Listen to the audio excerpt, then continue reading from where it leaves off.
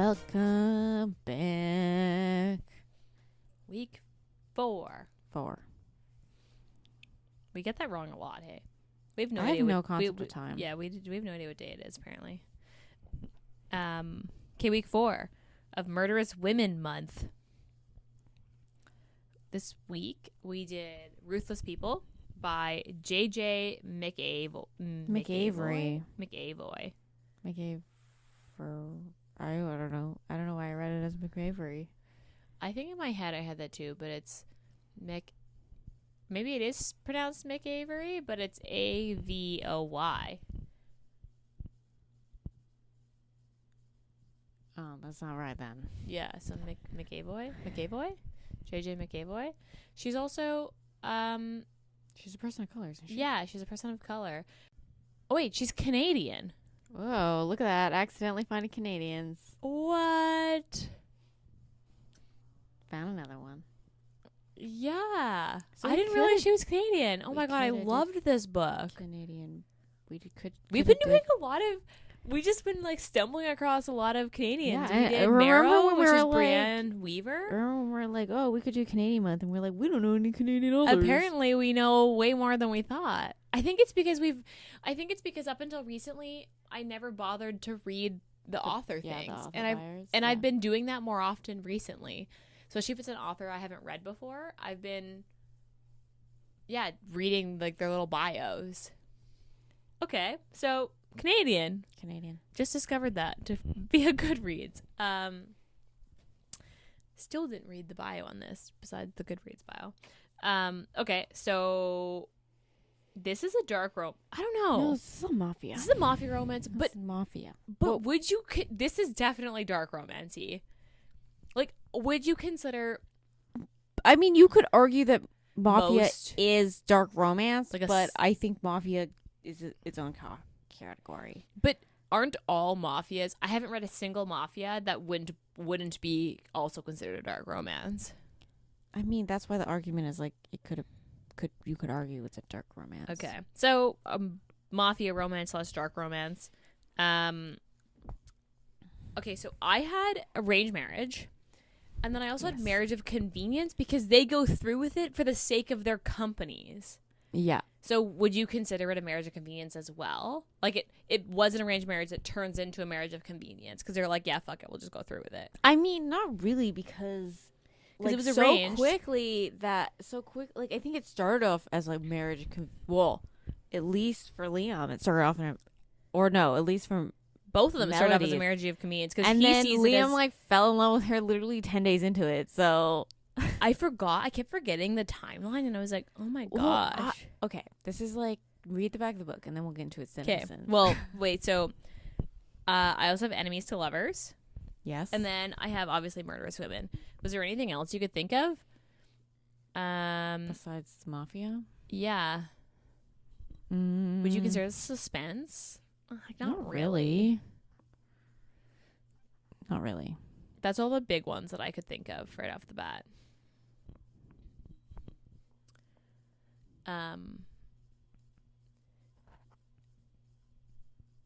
Yeah, that's all that I could think of right off the bat. Okay. Back of the book. To the outside world, they look like American royalty, giving to charities, feeding the homeless, rebuilding the city. But behind closed doors is a constant battle for dominance between two bosses, cultures, and hearts. Ruthless People is a romantic crime fiction set in modern-day Chicago following the life and marriage of Melody Nisi, Giovanni, and Liam Callahan. Rivals by blood and leaders through fear, their marriage was arranged by their fathers in hopes to end the years of bloodshed between the Irish and the Italians. Liam, next in line to lead the Irish, believes he's getting a simple-minded wife, one he can control, one who bends to his every need, the complete opposite of Melody. Bred to be a boss, a world-class marksman, master of disguise with no mercy and no fear. 24 years later, she has achieved more than any man could ever dream of, killing anyone who steps in her way. She knows exactly what type of man Liam is, and she would rather die than give up the power she spent her whole life building. But with no family left, she must learn not only to work with Liam, but the whole Callahan clan. The Mafia of the past is evolving, and with rival bosses gunning for them, Melody and Liam will have to figure out how to work as one to take down those who stand in their way, all while keeping up appearances. Power, family, and respect are everything. So I don't think that's a very good back of the book description. I guess, because it wasn't like she was born and bred to lead. It was like she just took over when her father wasn't capable of taking over. I mean, she was born and bred in the sense that she's like a mafia child. Yeah, but like her dad didn't want her to lead. Like she just kind of took over. She was just kind of like, there, Dad. I'm just gonna take it from here. Yeah, I mean, she's super smart. Yeah. I mean, okay, so trigger warnings. I mean, there's pretty graphic violence. For sure. I would also say like the loss of the baby, and not through like maybe I would just go generally loss of a baby, because like it can be triggering in different ways, because the grief, like you get her grief after the fact. Mm-hmm. And I could see that being triggering in any form of like a loss of a child. Also, they talk about Liam's twin dying, yeah. Mm-hmm. And like his mom going through like a lot of grief, and like it like really pulling apart the family for a while. So I would say that's like one big asterisk chiller trigger warning. But I would definitely like look up the author's website, because there are a few, and like some of them are like also it's just very graphic violence. Yeah. So this is a 3.9 on Goodreads and has 32,000 ratings. I think that's pretty accurate. Yeah, I can see that. Because, like, it does have a lot of 5 stars, though. I feel like when I was looking at the Goodreads thing, it has, like, a lot of 5 stars, like a ton of 5 stars, and then, like, the rest of them are, like, half 4 and half 3s. I don't know. This is book... But that's, like, 32,000 ratings. That's still a lot. That is a lot. But it came out, like, probably, like, late teens. Late 2014. Yeah. Because this is book 1 of the Ruthless People series. I think there's 4 in this series, and then they follow their kids in a different series. It's like Children of the Vice or something. Oh, interesting. Okay. I don't know. I read the back of the books because I'm like, and you were like, wait a second. No, I read the first 3, and then they have one more. Yeah. But like by the 3rd book, they have all their kids.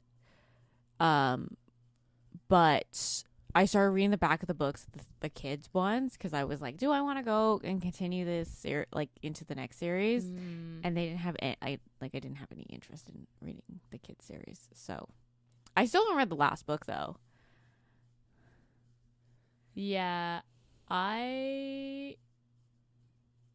interesting. I didn't realize that there was like a series with the kids. That's a very like classic Mafia thing to do. A lot of authors do that. Well, just like in general, like you follow a group of people and then you just kind of like you just kind of go with their kids. Like you see that in the like Addicted series, the Callahan sisters series, not the Calloway sister series. Yeah. And then now in the Rena Kent series. Does a lot. Rena Kent, that's literally what like this all of her series are like connected. Yeah. This is what her like latest series is about, is all the kids. Yeah. And then Cora Riley's doing that, even though I haven't heard much buzz about her books lately. Recently, anyway. Yeah. Yeah, it's a very big thing. So, okay. So this is about Melody. They're both 24, in their mid-20s. Liam's like 27.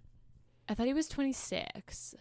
No, I think he's like a couple years older than she is. And then, because his brother is 32, like in his early 30s. Okay. So, Liam is Irish mob. Yeah.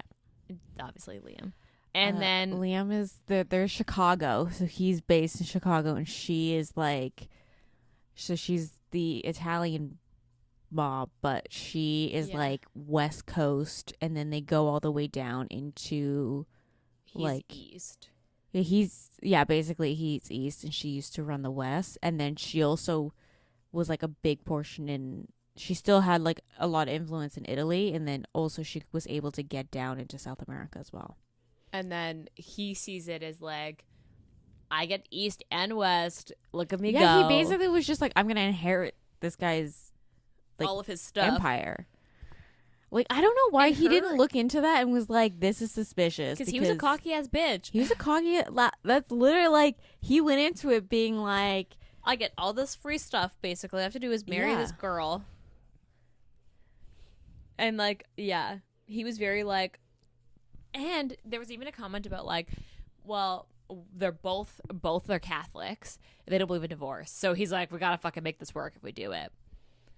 Like, that was a comment. He was like, nah, fuck it. She can't even divorce me because it's not a thing. Well, you can't divorce in the mafia. Come on. But like, yeah. So, I mean, yeah, he's a cocky ass bitch. The first scene really starts with a bang.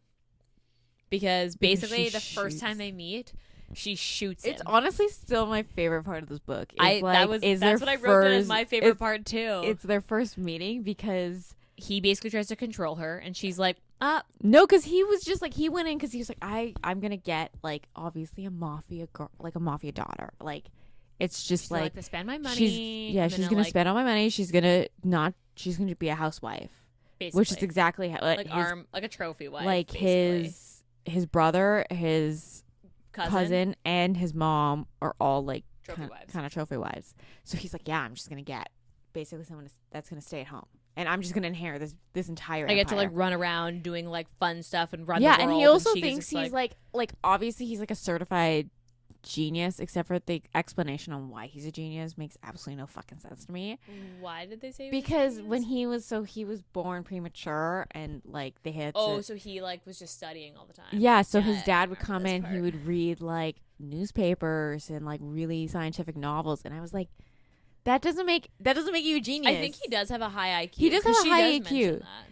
But like the explanation on why he was really smart and why he was able to jump grades is because he read a lot. Yeah, and it was just like, that doesn't make any sense. But whatever. But like, he goes in and she's not at the meeting for him to like sign the contract, and then basically he shows up to her interrogation of a guy. Yeah, because like, what happens for him to go downstairs? They're like, oh no, you can go meet your future wife. She's in the basement. And he's like, that's weird. He's like, okay, why would she be in the basement? And then he just basically sees like the guy that he's been after. He's been after like that they have him. And she's like interrogating him.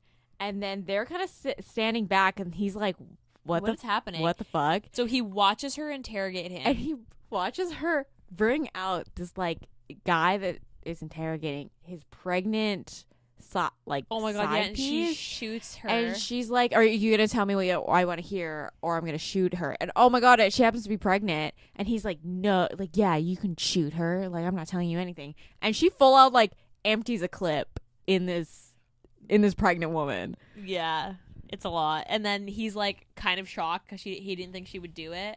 And then Liam is like, what the fuck is going on? Hold on a second. She shouldn't be doing this. She's a dainty little wife. And then he yells at her. He's basically like, sweetheart, let the men do it. She's like, who the fuck is this guy?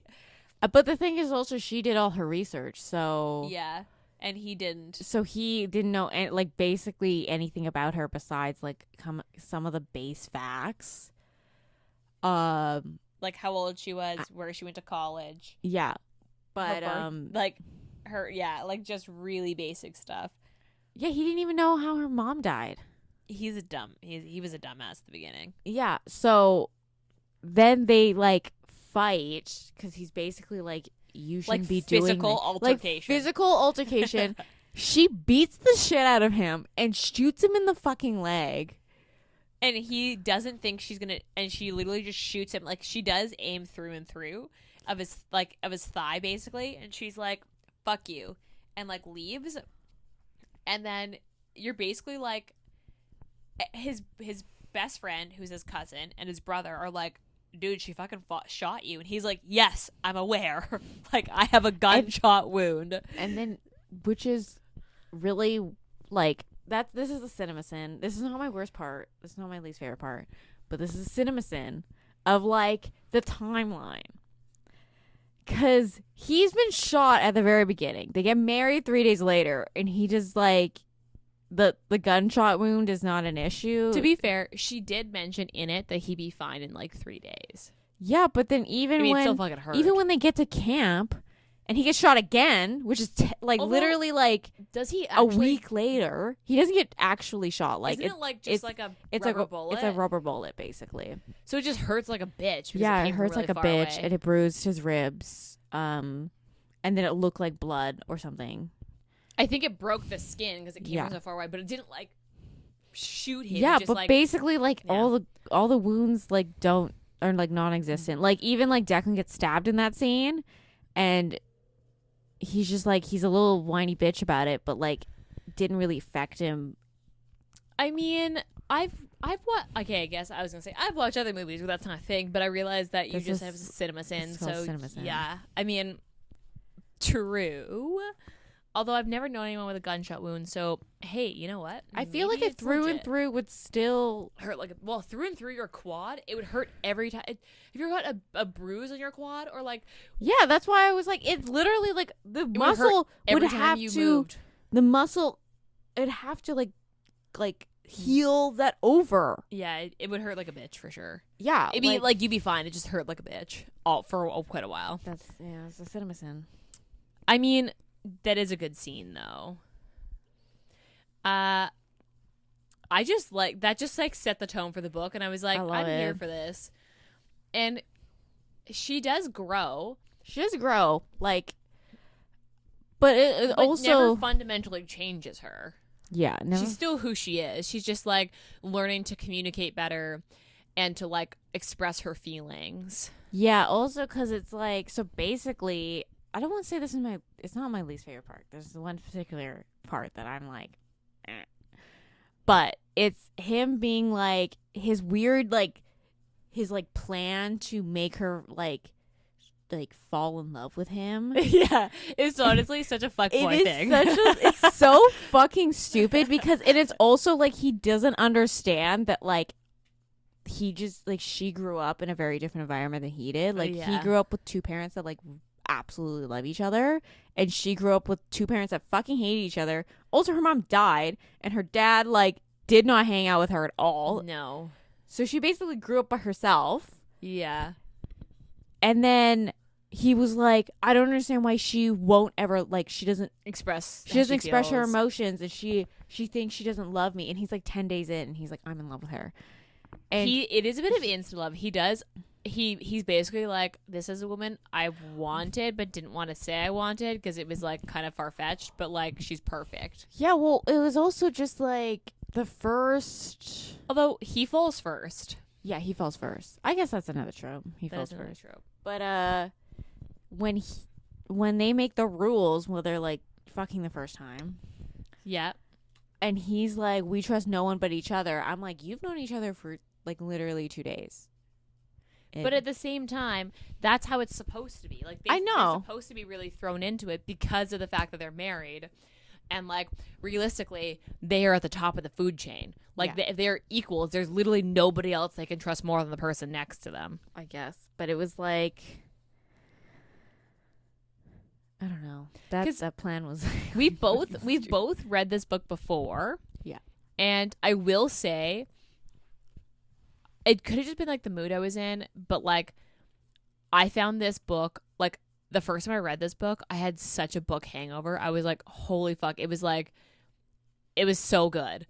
It's still good the second time I've read it, but like doesn't quite hit the same. I also like wasn't quite in the mood for this book. So I also feel like I came off of Cupid Psycho and was kind of like, like not feeling it versus like if I'd read this book after Marrow, maybe I would have had a different feeling because Marrow was like such a high, and this is such a good book that this is a high too. It is a good book, but I feel like the Cupid Psycho kind of like dipped and I was coming out of like the dip, and it didn't. Yeah.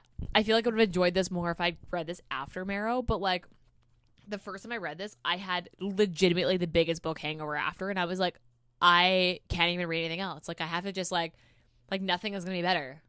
I just need to sit in this book. But you didn't continue with the rest of the series because I couldn't. They're $5 on in the Kindle shop. You know what? At the time, I recently went back and was like, oh, I should have just bought these. But in the time, I was like, oh no, I have to buy them because this book is Kindle Unlimited. The rest of the series, like very sneaky. There's a couple authors that do that. It's fucking sneaky as shit. The rest of the series is paid for. And I tried to look at the library, and the library didn't have it, although the library should have it. This is a Canadian author. Like, we need to fucking stock Canadian authors in our libraries. Yeah, you write that petition right now. Make sure you add all those Canadian romance authors. Yeah. Thanks for coming to my TED Talk. And then I kind of just like thought I'd circle back and never did. And I wasn't in the Mafia mood after that. I read the next two after, Are they just as good? They're pretty good, but they are definitely like... They don't hit as good as this one. Because this one kind of like, you get a little bit of an inkling of what's coming next. Yes, at the end. But they don't really leave you on like a cliffhanger. The next one leaves you definitely on a cliffhanger. Oh, shit. On a cliffhanger. And then the third one, you kind of jump time at the very end.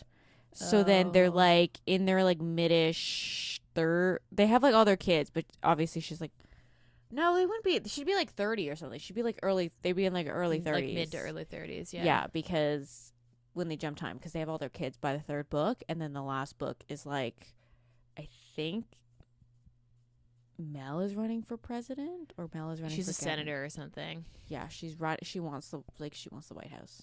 Like that's the goal. Yeah, I haven't finished the rest of the series. I will. I forgot about this series, and I just I need to circle back because this was such a good book. I actually really liked Liam. He is kind of a fuckboy. He's a fuckboy at some points. But he's a very endearing fuckboy. He's very endearing because he's like not quite. I don't know. Sometimes I find with the Mafia romances is that like the men in them are like they still hurt the women. You know, like they still hurt the heroine in a way that's like kind of unforgivable, but like you can forgive them, but like it's a forgive, not forget. And Liam like never actually hurts her. I mean, he's a pretty good guy. He's a pretty good guy. He knew like once he got married, he was like, I'm stuck with her. Like, yeah. And once he comes around to being like, okay, she's actually like perfect for me and I'm really into this, he's like, there's no like 1 foot in, 1 foot out. He's like, I'm on this fucking train and we're going like full speed straight ahead and I am here for the ride. Yeah. Cause like he's like on board and like I kind of liked it because I liked it. He did have like weird ways of thinking how she's very like change and make her feel things for him. That was really, I think that was the more fuckboy thing. So, because basically his plan is like, so she's still resisting, and then he's like, okay, so I'm going to like shower her with love, then I'm gonna pull away and pretend like I like don't like I'm upset, and then I'm going to get like severely injured, and she's gonna like have a come to Jesus moment and be like, I love you. And this to be fair, 10 days. This is not even 10 days in. It's like a weekend. I think it's a little longer. I think because like after camp, it's like a month. Yeah. So 10 days in. I think that it does work.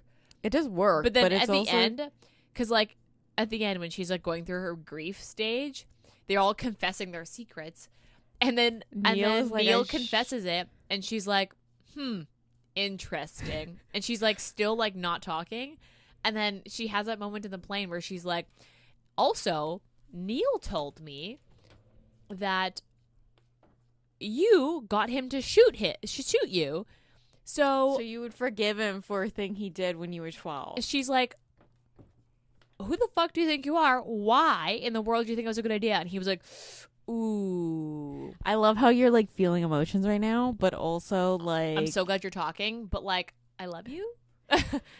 And Neil's like, oh, shit. I didn't actually think she'd retain any of this information. And he's like, I'm in trouble. And she's like, yeah, you're in fucking trouble. But she also Why? like broke his face and she tased him in the balls. Yeah? Just tased him, I think. Oh, I thought she tased him in the balls. Yeah, she did tase him. But, well, okay. So, yeah. I just wanted to say, like, I really loved Liam. I also forgot how soon the sex happens in this book. Yeah. It's like the first, like 25% in, and they get your first sex scene, and then they have sex the rest of the book. Yeah, that's how they deal. Like, every time they have an argument, or anytime they need to deal with something, they're like, let's fuck. And he cannot take his hands off her. Like, which is, like, nice. I did like that about this book. I also did like the fact that they are together the whole book. Like, the book is them getting through things together. It's not them getting together. Do you know what I mean? Yeah. And I like that. I feel like I needed that. I love books where the couple has to, like, go through things together. Not the plot isn't them getting together. It's them, like, together fighting the same foe.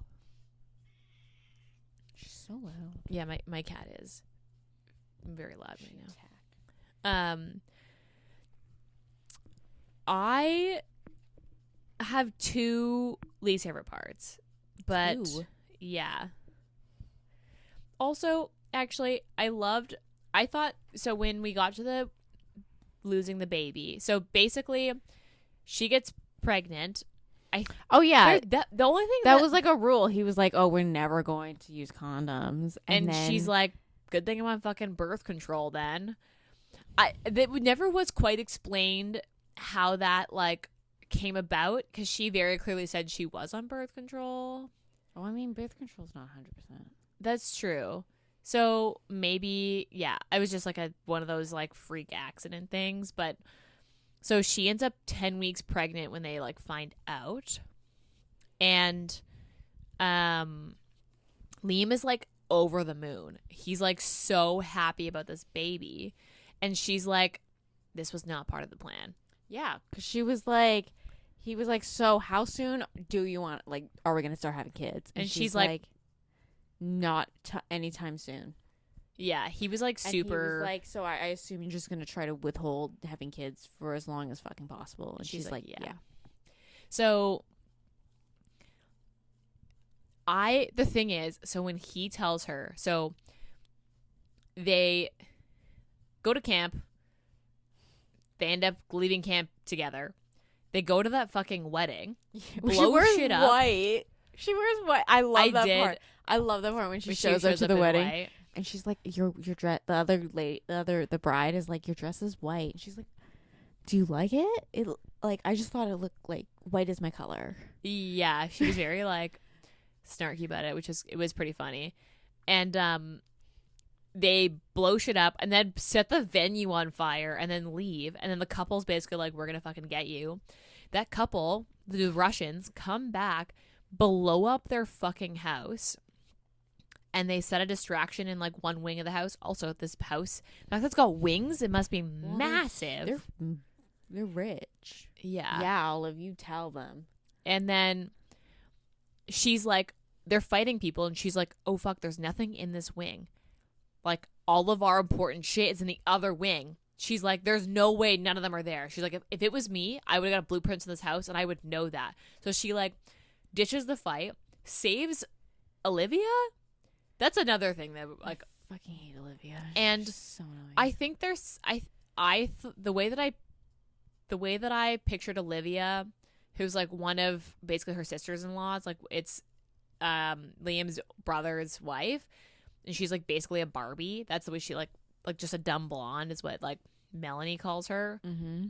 And I think Melody was just like, I think it's a setup for something to happen in a later book. Like, the setup. I'm not going to tell you anything. Because something is going to happen between them, and it's like it's clearly setting up the relationship for the later book. And do you want to know, or do you want to? No, I want to. Don't spoil it. Okay. And then, so she runs to the West Wing to, like, save all their shit, and she starts, like, deleting shit off computers and, like, sending things to other places. And then she basically just she turns around and gets, like, immediately stabbed. Like, there's no fight. It's just like stab the stomach, like straight up to kill the baby because they knew that they were like pregnant because they stole her doctor and like tortured him until he told the truth. Oh, I thought he just gave up. No, they literally sent his hand to the house, and she's like, you motherfuckers. So she's lying there, and then she's lying there bleeding out, the baby's dying. Liam's outside tying the Russian husband, like the son and this bitch's husband, to 2 cars and yanking him apart. I love it. And then very like medieval. Before this guy dies, he's like, where's your wife, Liam? And Liam's like, you motherfucker. And then they find her. She loses the baby and like goes through this like 30 days of like grief.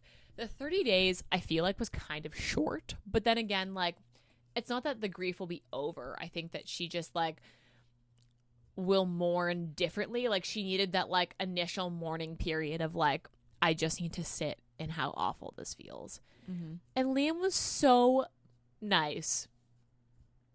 Yeah. And like, I was expecting that to go, I don't know, I just was expecting him to be kind of a dick about it. Well, I don't know. But he ended up being like such a nice guy. Book, he's like, I want you to feel things besides like obviously like hate and like anger.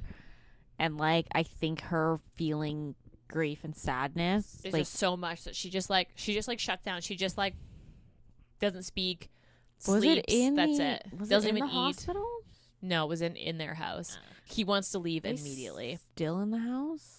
Or in a different room of the house because obviously their wing blew up. I'm trying to picture their bedroom because like for some reason, because I know it's like I picture very medievally. I don't know why in my head. I picture like a 4-poster bed with like the poles on either side and dark, full fireplace, lots of dark colors. Yeah, I picture like a dark wood, like and then reds, greens. Yeah, yes. that's what I pictured that.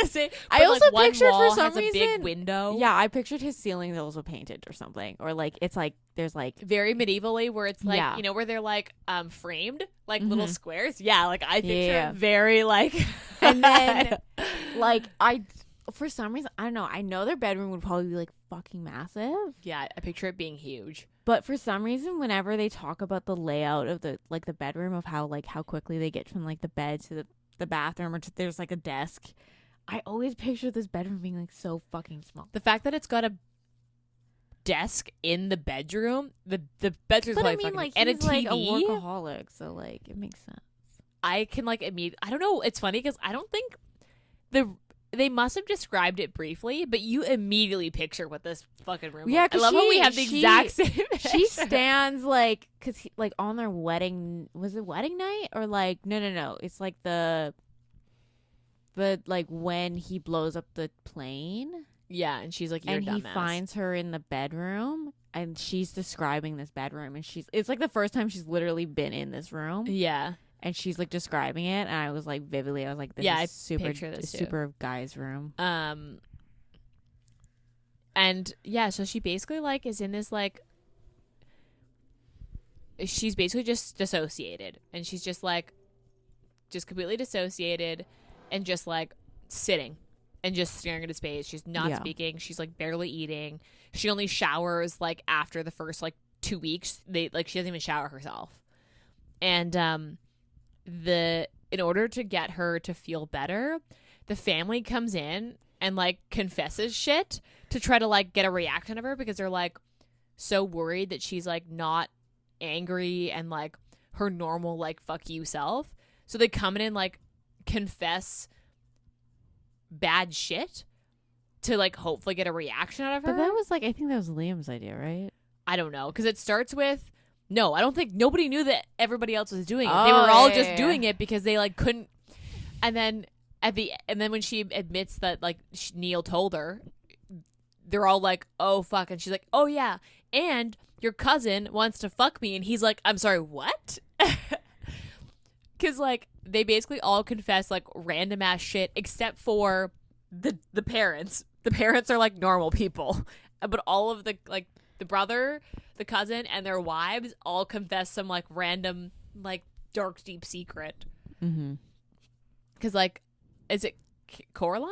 Coraline, she calls him Cora. She kills somebody in the scuffle to like get to the safe room in the house after when the house is attacked, Olivia is almost raped and is a rape victim and admits that.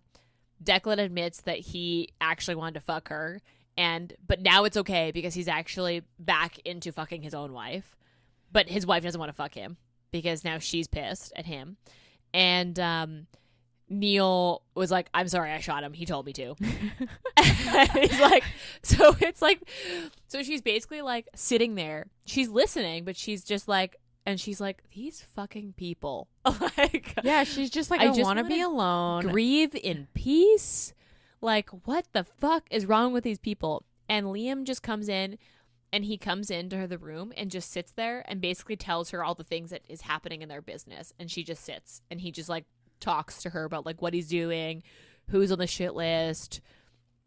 And I did find that like in terms of on page like description and like telling, it seemed like she was doing more moves and like more like she's the brains of the operation. Yeah, it seemed like, because like they talk about Liam being like, oh, he's a genius and he's like really good at business, but like on page wise, the only thing he really, besides like the ending when he's telling her, the only thing he actively does and makes a decision on his own is to blow up that plane, which ends up being like a bad decision anyway. There's a couple things that he does. Oh, he blows up the cars. He really wanted to blow up those cars. But she very much like, she's a better planner than he is. Well, the thing is, it's like he really underestimated how smart she was, because he was like, oh, she went to community college. And she was like, yeah, I went to community college because I didn't need a fucking Ivy League. To be smart. Yeah, I just needed to get in, get out, know the things I needed to know without being like around pompous ass people. Yeah, she's like, I just wanted to, like, I didn't want to and deal even with that, the politics. she meets Adriana, which is like her best confidence. Yeah, her like like not quite her second in command, but basically because Adriana doesn't command anything else. She's like basically her assistant. Like if she had two branches, Adriana's like intelligence. And yeah, and then Fidel and Mont, who are kind of like who like go back and forth because one of them will fuck up, and she's like, "You're out." Into the next one. Yeah, and they're like the muscle. Yeah, they're like the doers. Yeah, they're like her like hands, and she and Adriana's like her ears. Yeah, that's a good way to put it. Because like, also the violence in this is pretty fucking graphic. Hey, they literally like tie this guy to a car, pull him apart. At the end, when they strip the girl and like tie her to the Jeep and just about drive the Jeep away part. with her tied to they're like, yeah, like, and then her like head goes underneath the wheel too, and they describe what her head looks like. She just like they literally just, and they like turn the music up to like she's screaming. Yeah. It's like actually quite like this is a pretty graphic book. Like neither of us are screaming with violence, but like it's like legit. Like it's hot. It's serious. Yeah. There's some serious fucking violence in this. My least favorite part is the jumping around to other people's perspectives. I find it kind of fucking confusing. So Declan and Coraline do get their own book. Yeah. And is it a prequel? It's kind of, I think it kind of is a prequel, but it mostly, I think it's when like does it overlap between book 1 and 2? No, I think it picks up in book 2. Okay. When they try to start having a baby. Oh, okay. Because, like, I kept being like, okay, like, I could see the authors very clearly setting up Coraline to like, she's setting up some sort of storyline here. Yeah. And she wants us to be invested in her. But I just kept being like, and then you got Neil's point of view sometimes, right? Yeah, I just kept being but I don't think Neil ended up getting a book. No. You even got Olivia's point of view once.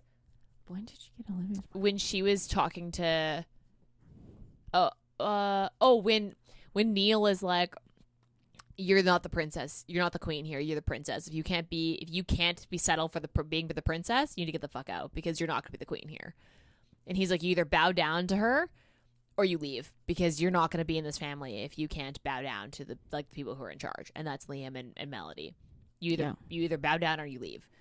Well, it was also really weird because Olivia wanted Neil to be, because Neil is the eldest. Yeah, she wanted Neil to be the boss. She basically like married him thinking that he was gonna like step up and start like, yeah, but he's gonna not. take over. But he's like that. he doesn't want to be the boss, and he's also like very self-aware that he's like, I'm not smart enough to run I'm not this the family. boss. Yeah, Where like Liam, like obviously is super intelligent, and he's obviously the one like, I'm gonna make moves and stuff like that. Okay, wait, can we just talk about how she fucks Natasha up in the church? I love that. That was such a good scene. I loved how she just slams her head against the mirror, puts her head in the toilet. Oh my god, she gives him a full what's that called? A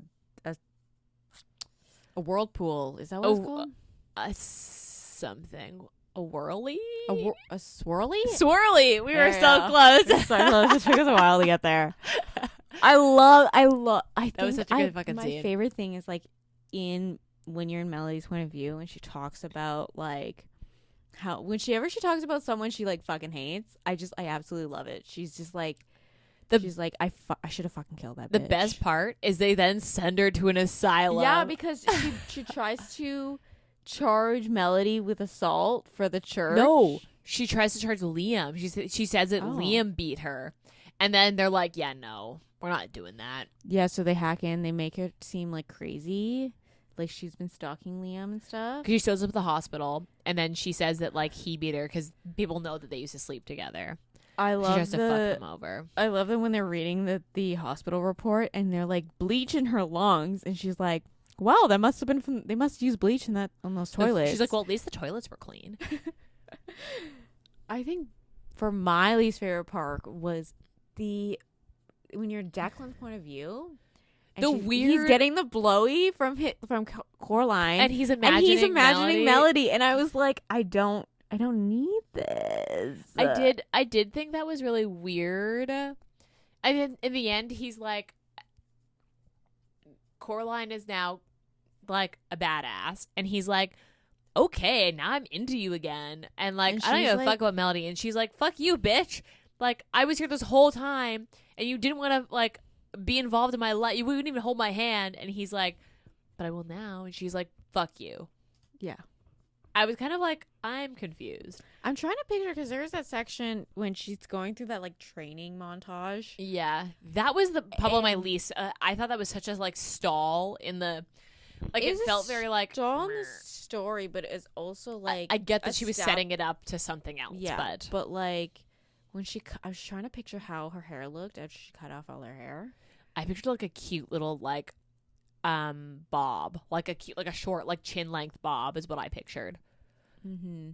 That's what I was picturing in my head. Like that it wasn't that it was like gone, that she had like literally like a chin length bob. That's what I pictured in my head. I can see that. Because I was like, for some reason when I was reading that scene, I was like, she just gave herself like a pixie cut, like, or Adriana like cut it all off. No, I think it's like a bob. Like they cut the ponytail and they trim around it. Because the issue was she was like, Adriana keeps grabbing my hair, and then she's got like a cute little like bob. That's what I pictured in my head. I'd have to reread that it. That section was like really weird because they kept jumping around to like different time. Like it's like the same section at a time, but every time they jumped to perspective, it was a different time. It was a different time within that little section. So when they finished, so it was like her montage was all one chapter. Yeah. And then they kind of jump backwards to go into the camp again and then overlap with that. It ends with her meeting them at the airport. Yes. Yeah, okay. Because I had to go back and reread, because the end of her chapter is her with Declan. And then I was like, and then the next chapter starts at camp, and I was like, go in camp. I was like, but then but Melody walks up to her when she's at the airport, meeting them at the plane. Yeah. And then you get Declan being like, what the fuck did my wife do with her hair? And yeah, I was like, when is this? I remember being really confused the first time that I did that. I was like, I'm confused how that was we a little got confusing here. Yeah, because that was probably I just found the Coraline chapter like just so like a little flat in compared to the rest of the book, but I realized that the author was obviously setting something else up for it, so like you did need it, but that was still like a little flat point for me. Okay, so ratings, what would you give this? Because the first time I read this, I gave it a 5. Same. I think rereading, I'd probably give it like a 4.5. Same. That's what I give it too, and I can't tell if it's because like, it's still really good. It's still the best Mafia book I've read. Yeah, agreed. But I also, because in this one they're both Mafia bosses versus like one of them. I also do like that, like, because you know, like most Mafia books, they're like, oh, we just gotta, like, there's a rival gang that wants to like take over our turf, or like they're selling in our streets, and like that's the beef. Where like this one is literally like the police commissioner, and then they blow up the police, the like police station, I think it is, and they like light the police station on fire, and then they donate to they blow up his house, and they blow up the meth lab they were trying to, and they burn like a bunch of police, and then they donate, and then they kill off like families.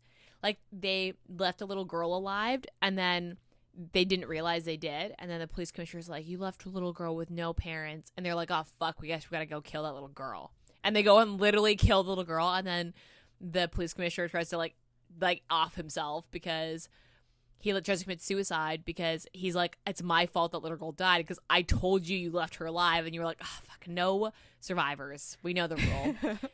It's actually so fucked. I do like, and then when you get to the later books, they like start thinking like bigger, because like obviously this is like a very, like, they're very rich and they're very powerful, and like they're like the American royal family is what they're called. So they're like, obviously, like, they just... The only other thing that I can think of is they don't actually talk about any legitimate businesses. So how do people think they actually make their money? I have no idea. Because, like, everybody else, you know, all mafias have, like, a front of some sort. Yeah, but I also... These guys, like, they don't talk about a single front. Yeah. I didn't think of that until right now. But I do like how, like, they're aiming for bigger things, you know what I mean? Mm-hmm. Like, it's never just like, oh, I want to, like, we're keeping Chicago and that's it. It's like, no, I want to take over the fucking world. Like, at the very end, the last book is them, they wanted to be in the White House, I think. Yeah. And then she runs for senator in the not the third book, no, but she is eventually a senator, but she doesn't wait. She runs for senator in the third book and wins. She must, because that's definitely. I read the thing. I remember the beginning of that book, and I was like, I don't remember how they got to that point where she runs for senator. I don't know, but because at one point William's in jail. Yeah. Because I read the back of that book and I was like, no, I can't spoil this for myself, and I stopped doing it. But okay, so 4.5. Yeah, I would honestly, a 4.5 or a 5 is accurate. Like, the Goodreads rating is a 3.9, which is still, like, accurate, but a little on the lower side. Like, if this had been, like, a 4.1, I would have been like, yeah, that checks. Would you recommend this? Yes. Yeah, you recommended this to me. That's why I read this. I'm just saying that, like, that's why I read this originally. I have some bomb-ass recommendations, and Ayesha fucking sucks at it. And she also refuses to read anything I recommend. That's not true. I read a lot of stuff you recommend. Yeah, this was a recommendation because I was like, oh, I need a mafia romance, and you were like, okay, this one. And this just, like, we both had read this and we're like, okay, if we do Murderous Women, we have to add Melody to this list because she is a ruthless woman for sure. Would you reread this? Well, yeah. Yeah, I would reread this. I mean, I own the next 2 books. I almost want to read, like, I'd almost buy this, but I feel like I need to read the rest of the series before I do that. We need to buy the next couple books, so it doesn't matter. Steam? I give this a 4. It's a lot of sex. It's a lot of sex. They start really early. It's crazy because there's so much sex in this book, but at the same time, there's so much plot and there's so much dialogue, and you actually like get to know the two characters as separates but also together. Yeah. This is a good book. It's a good book. Because I feel like normally when you have that much sex in a book that early, you lose a lot of plot or like connection between the characters. But no, this book is still very good. Okay. Any other last words? No. Okay. What are you reading right now? I am reading. You look so excited. You're like, oh gosh. Because I just realized that this book is on Kindle Unlimited. So I What was book like, is it? so I this is the second book in a series. The series is called Kink Camp. Okay. And it's called Possession by, what's the author's name? By Adriana Anders. Okay. But I bought the first book, like, so now it's on Kindle Unlimited. When it first came out, they weren't on Kindle Unlimited. But I bought the first book because it was on, like, sale for, like, 99 cents. And I was like, sure, why not? And then I realized there's a second book. And then I saw it finally came out. And I was like, and it's on Kindle Unlimited. And I was like, great, amazing. And, yeah. Here we are. Honestly, they're short. Well, the first one was short. This one's like 400 pages though, so we'll see how. What do you consider short? Like 2? It was like 200 pages. Yeah. Okay. It was a good short read, and they're like different. They each of them has like a different kink. So like the first one's primal. Oh, fucking love primal. And it's called. So the first one's called Hunted, obviously. Duh. And then this one is about he's like a sadist, and I've never read a book where they explicitly are like obviously we've read books where like there's like rough sex in it, but like I never read a book that's explicitly like this is a sadist and this is what the things that like identify you as like you have a sadist kink. Okay. That makes sense. Yeah, that makes sense. Because like we've read like BDSM and like, but that's like dom, but like sadists are very different than like just like a dom. Yeah, interesting. Okay. That's like the opposite of what I'm reading. I am going to try to get through Happy Place by Emily Henry because I am like, it's a summer read and I'm like trying to get through all the summer reads before the end of the summer. And there's obviously only a few weeks left and I'm like determined to get through summer romances in summer. So I'm still on hold at the library. I'm really trying to get it's through gonna be it. like November and I'm gonna be reading Happy Place. Yeah, so I'm trying to get through that because I'm determined to read all my summer romances in summer. Otherwise I gotta wait till next summer and I don't want to wait that long. That's not how that's not really. Yeah, but if I want to work in the summer, it doesn't really apply that way. But okay. That's all we've got for you this week. So, as usual, YouTube, find us. Instagram, find us. Rate, review, and subscribe. It's really helpful when you do those things. Tell a friend. Share our podcast. It's really helpful. The best thing you can do is rate, review, and subscribe because that helps other podcast people find us on podcasting apps. So we really appreciate it if you do that. The website is up. Check it out. We appreciate anyone who wants to be on our email list because we've got some things coming up.